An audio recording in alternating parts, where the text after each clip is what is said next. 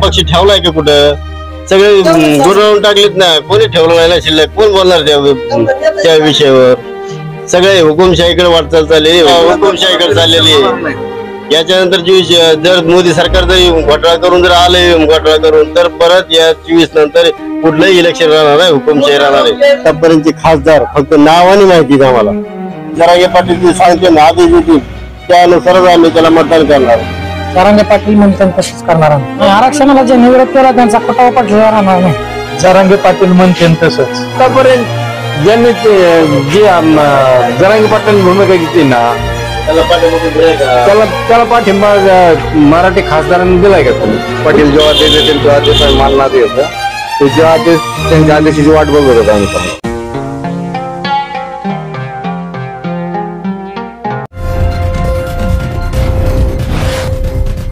लोकसभेच्या निवडणुकीचा बिगुल वाजला आहे. बीड जिल्ह्याचा खासदार कोण याविषयी आपण सविस्तर टाकळी गावच्या ग्रामस्थांशी चर्चा करणार आहोत. आपणाला सर्वांना माहीत आहे, भारतीय जनता पार्टीकडून म्हणजेच महायुतीकडून पंकजाताई गोपीनाथ मुंडे यांना उमेदवारी जाहीर झालेली आहे. त्याचबरोबर राष्ट्रवादी काँग्रेस पार्टी शरद पवार गट म्हणजेच महाविकास आघाडीकडून बजरंग सोनवणे यांना उमेदवारी जाहीर झालेला आहे.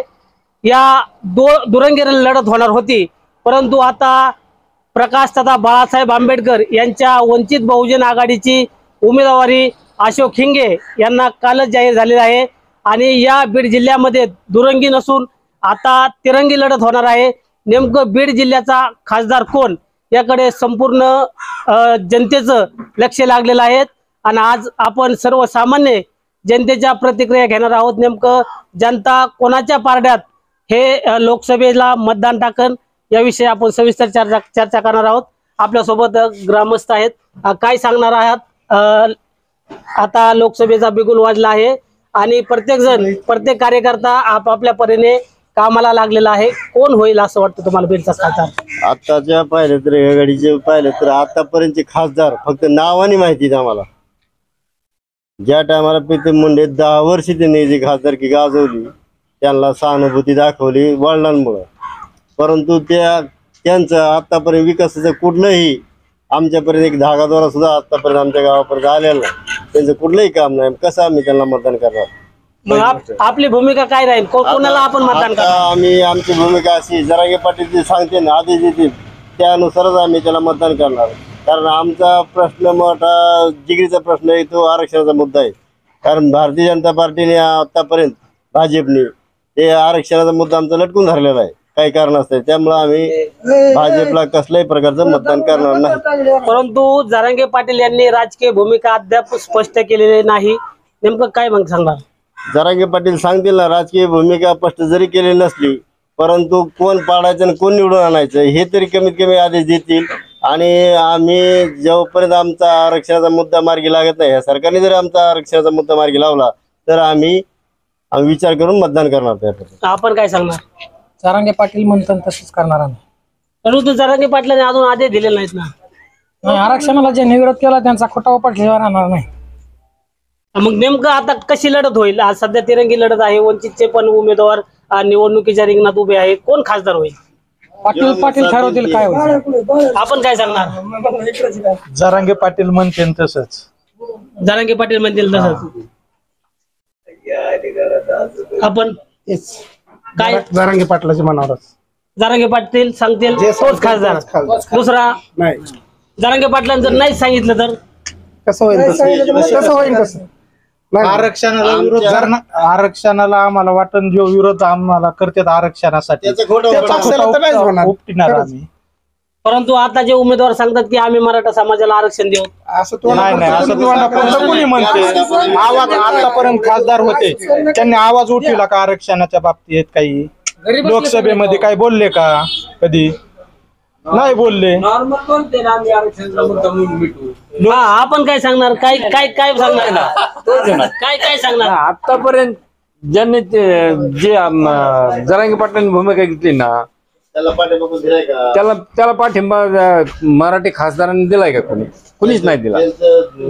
त्याचं वाक्य जे आहे ते पूर्णच करणार ना मराठा समाज. जरांगे पाटील जो आदेश देतील त्या आदेशाप्रमाणे आदेश नाही दिला तरी आता मराठ्याच्या मनात आरक्षणाबाबतचा मुद्दा कायमचा हे होऊन बसलेला आहे ना. पण सध्या बीड लोकसभेमध्ये 2 मराठा समाजाचे कॅन्डिडेट उभे आहेत. एक अशोक हिंगे आहे आणि दुसरा बजरंग बाप्पा सोनवणे. ते आता मुद्द्यावरच बोलणार. जरांगे पाटील जेव्हा आदेश देतील तेव्हा आदेश आम्ही मानणार येतं. ते जेव्हा आदेश त्यांच्या आदेशाची वाट बघत होतो आम्ही समजा, पण त्यांनी तर आदेश दिला की पाडा म्हणून ज्यांनी आपल्याला विरोध केला त्यांना पाडा म्हणून पण कुणाला पाडायचंय? ज्यांनी विरोध केला ते सत्ताधारी भाजप. सत्ताधाऱ्यांना पाडायचं असं निश्चय आहे का? हा निश्चय आहे तसं. दुधाला भाव आहे आम्हाला जास्त, त्याच्यामुळे सत्ताधारीला दुधाला भाव आहे, कांद्याला भाव आहे, सगळ्याला भावच आहे. भावाला अडचणच नाही. ती काय परंतु मोदी सरकारचे आजचे दिन आहेत कांदा ना. निर्यात त्यांनी चालू ठेवली त्याच्यामुळे आजचे दिन आलेले आहेत वाट सध्या. लावली त्यांनी. गॅस वाढीला सगळंच वाढवलं. परंतु गॅसची सबसिडी आता आपल्या खात्यात जमा होत आहे. सगळे खाजगीकरण केलं की गॅस सबसिडी पहिली बी 400 रुपये मिळत होती, त्यावेळेस बी सबसिडी मिळत होती. सबसिडी कोणाला मिळते काय? बाकीच्यांना नाही भेटत सबसिडी. मग मोदीने सबसिडी दिली नाही. ज्यांना फुकट ज्याने आपण 6,000 देऊन गॅस घेतला त्याला सबसिडी नाही. 100 त्याला नाही रुपयाला सबसिडी. गॅस दिला, 1200 रुपयाला गेला.